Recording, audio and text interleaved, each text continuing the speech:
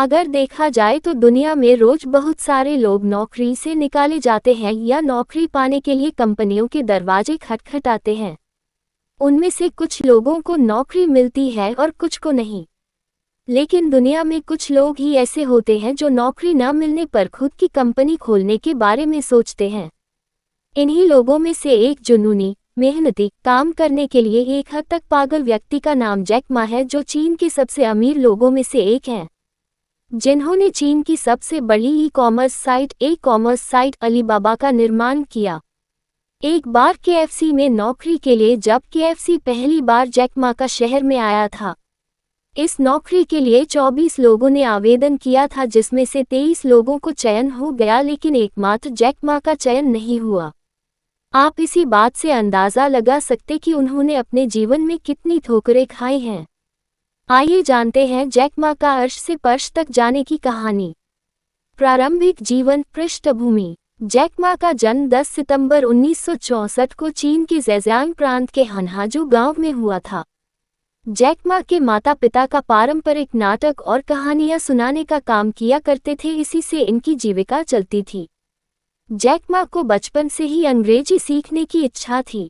अंग्रेजी सीखने के लिए उन्होंने किसी शिक्षक का सहारा नहीं लिया। वे प्रतिदिन सुबह साइकिल से घर के पास की होटल पर जाते थे, जहां अक्सर विदेशी नागरिक ठहरते थे। जैक मा शुरुआत में उनके साथ टूटी फूटी अंग्रेजी में बात करते थे, क्योंकि चीन में चीनी मुख्य भाषा थी और अंग्रेजी सीखना जरूरी नहीं माना जाता था। अब वो अपने खाली समय में विदेशी लोगों को मुफ्त में शहर का गाइड करते थे, जिससे उनकी प्रैक्टिस भी होती थी और उनकी अंग्रेजी में भी सुधार होता गया। उन्होंने 9 सालों तक यही काम किया। एक इंटरव्यू में उन्होंने कहा था कि इस दौरान उन्होंने न केवल अंग्रेजी सीखी बल्कि पश्चिमी लोगों की तकनीक और स्टाइल को भी सीखा। इन विदेशियों को गाइड करते समय एक विदेशी मित्र से उनकी गहरी मित्रता हो गई, जो जाने के बाद उन्हें पत्र लिखा करता था, और उसी विदेशी मित्र ने उन्हें जैक नाम दिया, क्योंकि चीनी में उनका नाम बोलना और लिखना बड़ा कठिन था। तब से उनको जैक के नाम से ही जाना जाता है। हालांकि जैक मा पढ़ाई में बिल्कुल अच्छे नहीं थे। वो 5वीं कक्षा में ही 2 बार फेल हो गए थे और 8वीं कक्षा में भी वो 3 बार फेल हो गए थे। बाद में बड़े होने पर जब उन्होंने विश्वविद्यालय प्रवेश परीक्षा दी तो 3 बार इस परीक्षा में फेल हो गए। प्रसिद्ध हार्वर्ड यूनिवर्सिटी ने उन्हें 10 बार रिजेक्ट किया। उसके बाद जैक ने हंजाओ टीचर्स इंस्टीट्यूट में दाखिला लिया, जहां से 1988 में उन्होंने अंग्रेजी में स्नातक परीक्षा उत्तीर्ण की। स्कूल के दौरान जैक को विद्यार्थी परिषद का अध्यक्ष चुना गया था। स्नातक के बाद में वो हंजाओ यूनिवर्सिटी में अंग्रेजी और अंतर्राष्ट्रीय व्यापार के लेक्चरर बन गए। करियर की शुरुआत। जैक मा ने करियर की शुरुआत काफ़ी कठिन और चुनौतीपूर्ण रहा। जैक मा ने 30 अलग अलग जगहों पर नौकरी के लिए आवेदन किए, लेकिन हर बार उन्हें निराशा ही हाथ लगी। जैक मा सबसे पहले एक पुलिस की नौकरी के लिए आवेदन किया था, लेकिन ढीला ढाला देखकर उन्हें साफ मना कर दिया। इसके बाद उन्हें केएफसी ने भी रिजेक्ट कर दिया। जैक इंटरनेट की दुनिया में बिजनेस करने से पहले एक ट्रांसलेशन कंपनी चलाते थे। 1994 में जैक मा ने पहली बार इंटरनेट का नाम सुना, जिसके बाद वे अमेरिका गए और वहां उन्होंने इंटरनेट देखा और उन्होंने सबसे पहला शब्द इंटरनेट पर बियर भालू टाइप किया। उनके सामने कई देशों के बियर ऑप्शन दिखे, लेकिन चाइनीज बियर नहीं दिखा। अगले बार उन्होंने चीन के बारे में सामान्य जानकारी ढूंढने की कोशिश की, लेकिन फिर वो चौंक गए कि चीन को कोई जानकारी इंटरनेट पर उपलब्ध नहीं थी। अपने देश की जानकारी इंटरनेट पर न होने से जैक को काफ़ी दुख हुआ, क्योंकि इससे उन्हें लग गया था कि चीन तकनीकी क्षेत्र में अन्य देशों से काफ़ी पीछे है। इसी वजह से उन्होंने अपने दोस्तों के साथ मिलकर चीन की जानकारी देने वाली पहली वेबसाइट अगली बनाई। इस वेबसाइट के बनाने के महज 5 घंटों के अंदर उन्हें कुछ चीनी लोगों के ईमेल आए जो जैक के बारे में जानना चाहते थे। तब जैक मा को एहसास हुआ कि इंटरनेट से बहुत कुछ किया जा सकता।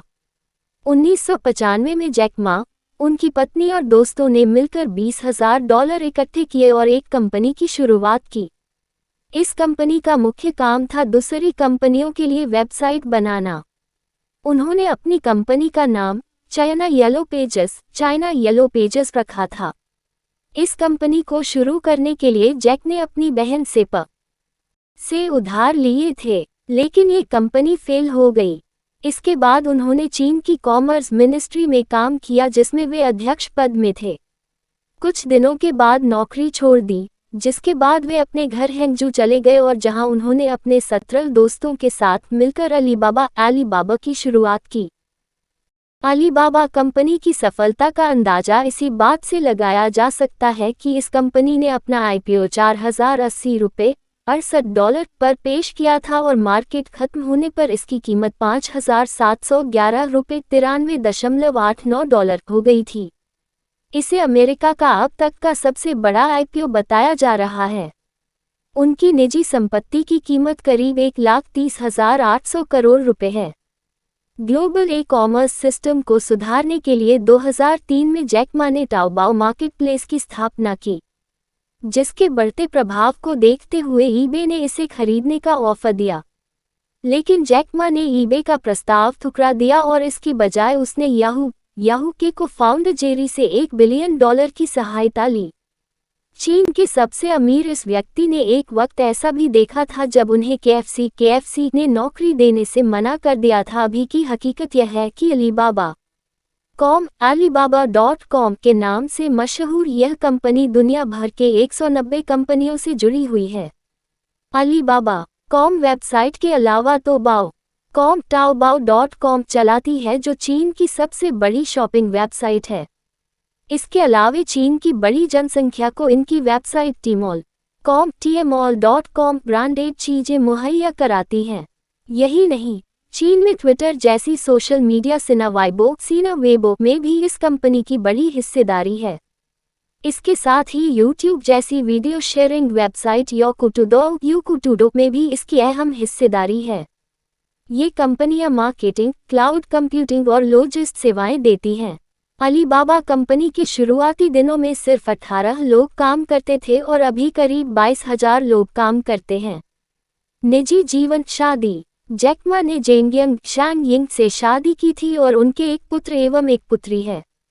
जैक अपनी पत्नी से पहली बार तब मिले जब वो हांगजू नॉर्मल यूनिवर्सिटी में पढ़ रहे थे।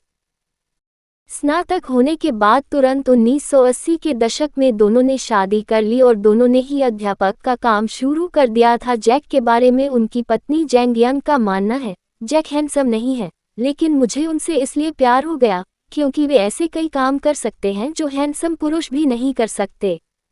सम्मान और पुरस्कार। 2004 में जैक मा को चाइना सेंट्रल टेलीविजन द्वारा top 10 business leaders of the year चुना गया। 2005 में जैक मा को वर्ल्ड इकोनॉमिक फोरम द्वारा यंग ग्लोबल लीडर चुना गया और फॉर्च्यून पत्रिका में 25 most powerful business people in Asia में नाम दिया गया। 2007 में बिजनेस वीक पर उन्हें business person of the year चुना गया। 2008 में जैक मा को वर्ल्ड बेस्ट सोस की 30 लोगों की लिस्ट में चुना गया। 2009 में टाइम मैगजीन द्वारा जैक को विश्व के 100 सबसे प्रभावशाली व्यक्तियों की सूची में रखा गया और इसी साल उन्हें फोर्ब्स चीन की तरफ से top 10 most respected entrepreneurs in China चुना गया। 2010 में जैक मा को फोर्ब्स एशिया द्वारा प्राकृतिक आपदा प्रबंधन और गरीबी उन्मूलन कार्यों के लिए एशिया हीरोज ऑफ फिलैंथ्रोपी में से एक चुना गया। 2013 में जैक मा को Hong Kong university of science and technology द्वारा डॉक्टरेट की उपाधि दी गई। 2014 में फोर्ब्स द्वारा विश्व के शक्तिशाली व्यक्तियों की सूची में 30वां स्थान दिया गया। 2015 में जैक को द एशियन अवार्ड्स में एंटरप्रेन्योर ऑफ द ईयर से नवाजा गया।